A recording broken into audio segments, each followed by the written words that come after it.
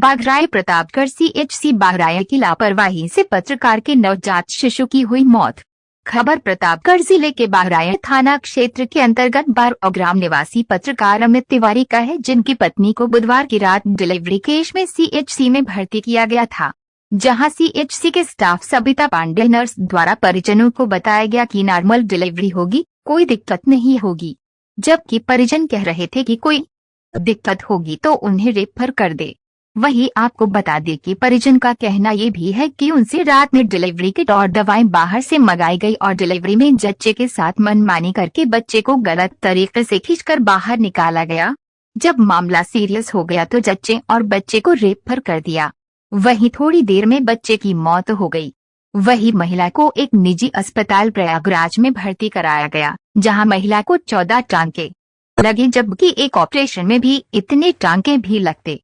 वही महिला का हालत नाजुक बनी हुई है, जबकि सवाल खड़ा होता है CHC के ऊपर कि इतनी बड़ी लापरवाही कर कैसे सकते हैं। वही आपको बता दें कि पत्रकार अमित तिवारी का कहना है कि हमारे पत्नी के साथ जिस तरह से बर्ताव किया गया है, हम चुप नहीं बैठेंगे।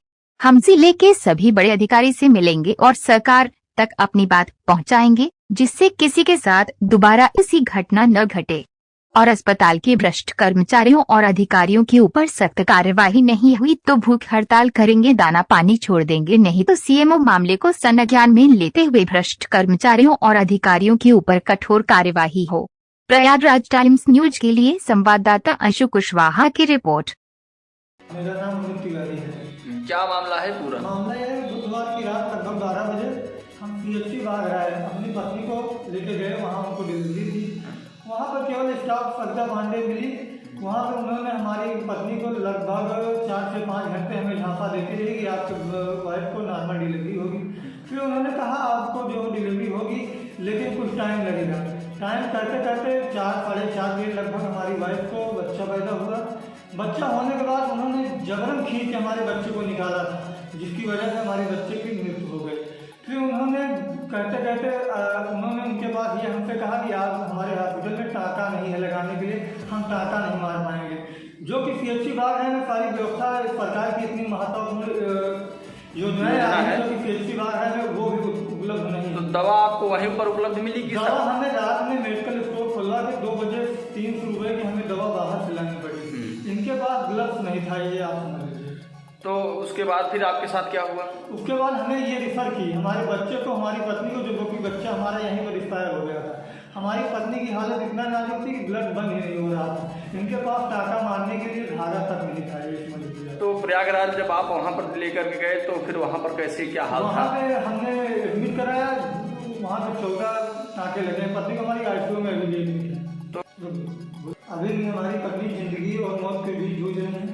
आज कल छुट्टी होने के कारण हम किसी उच्च अधिकारी तक अपनी बात नहीं पहुँचा पा रहे हैं।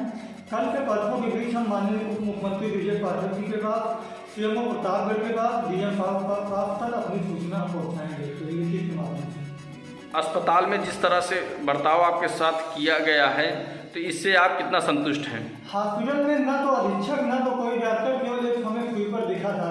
तो वहाँ पर महिला डॉक्टर की उपस्थिति थी या एक भी पुरुष डॉक्टर या कोई भी उपस्थित नहीं था? न तो कोई डॉक्टर था, न तो कोई अधीक्षक, कोई कुछ भी वहाँ पे मौजूद नहीं था। अब आप क्या चाहते हैं? अभी हम ये चाहते हैं कि CHC बाघराय के अधीक्षक और स्टाफ नर्स के ऊपर कार्रवाई नहीं होगी तो हम चुप नहीं बैठेंगे। हमारे पास चाहे जो भी हो जाए, हमें